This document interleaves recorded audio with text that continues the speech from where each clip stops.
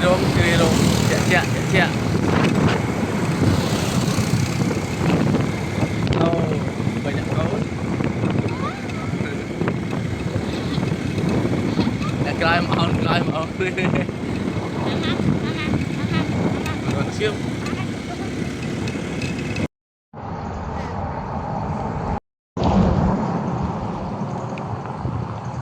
đặt TikTok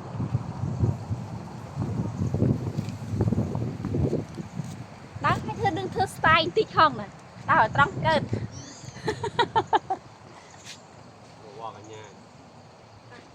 Miss Grand Cambodia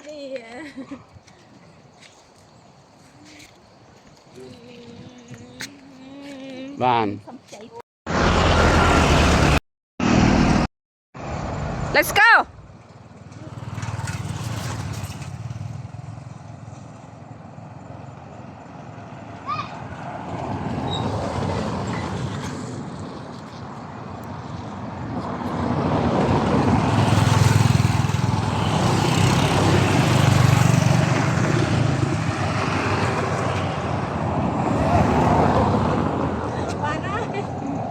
bán style thư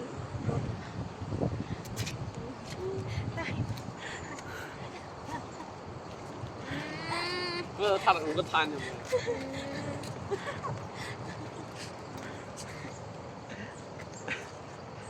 bán này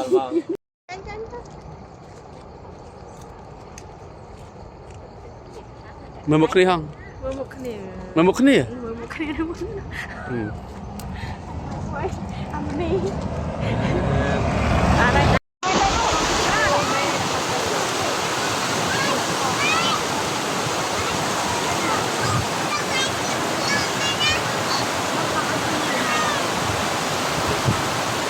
dia dah ada nang ari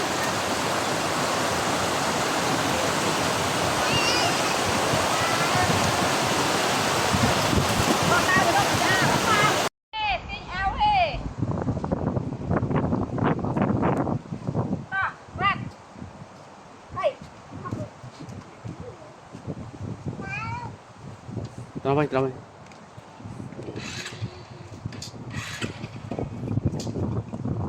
Nghiêm mộc cái bal luôn chum thưa phiêu đại bal luôn bal đấy mũi thái chạm món này chạm đo chôm sừng ngắm này chào con này đi chào tí con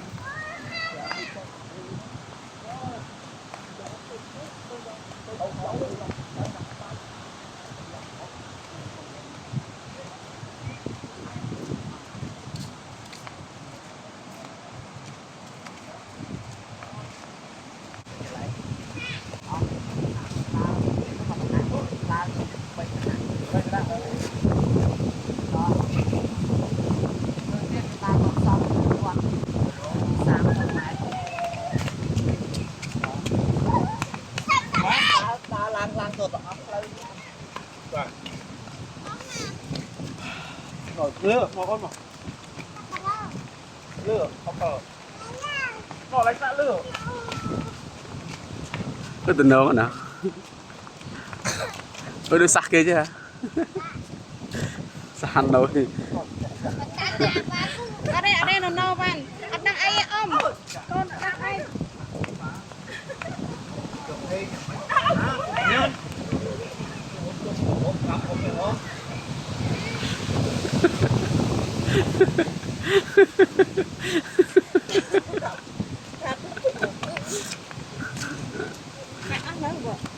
ơi chậm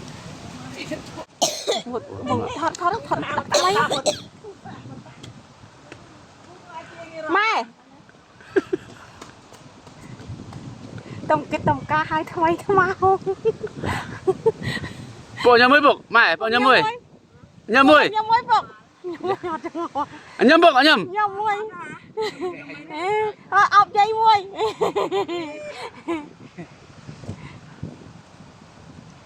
hot mà làm chim tôm cho mà đây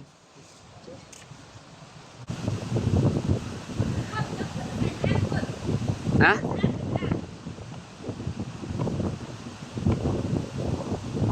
à.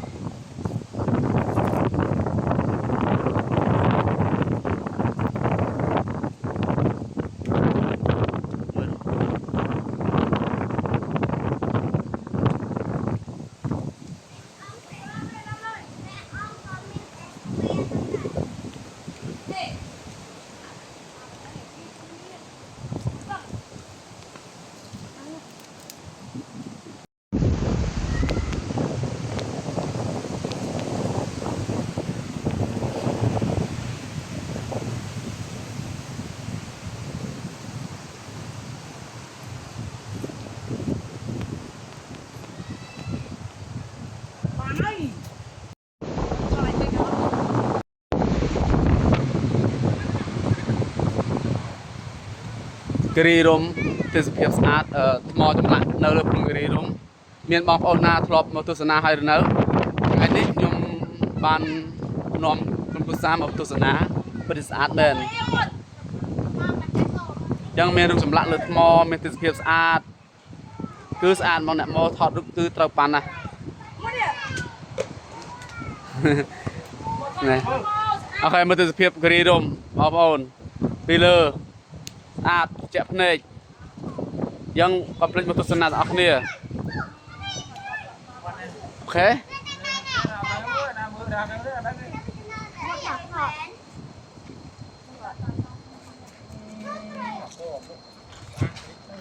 តើ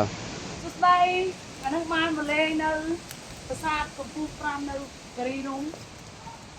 រូបព្រះជាច្រើនដែលបានស្នាក់នៅលើផ្ទាំងថ្មធម្មជាតិដែលស្រស់ស្អាតតែជារូបព្រះមានរូបព្រះជាច្រើនទៅពុទ្ធព្រះជានេះ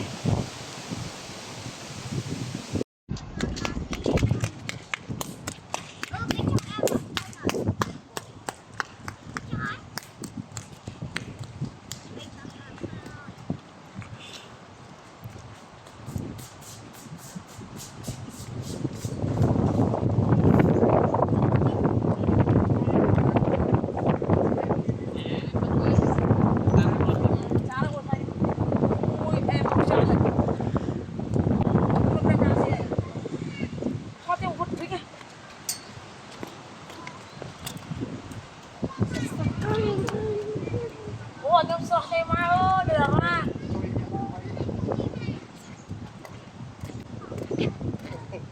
Lẹ lần nhau nhau. Quảng cam. Cho chung mua buat ini nó mà cha pi rồi kìa. Yu vậy, ăn con vuông vậy này.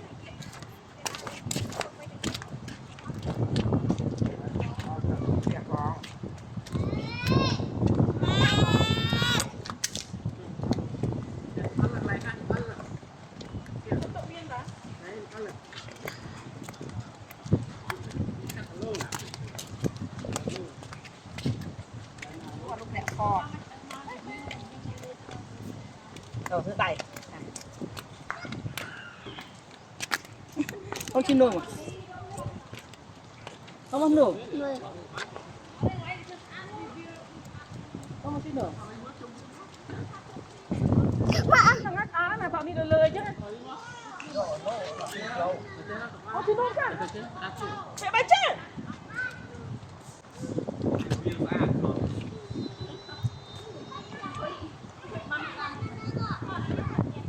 Cái khót này biết này.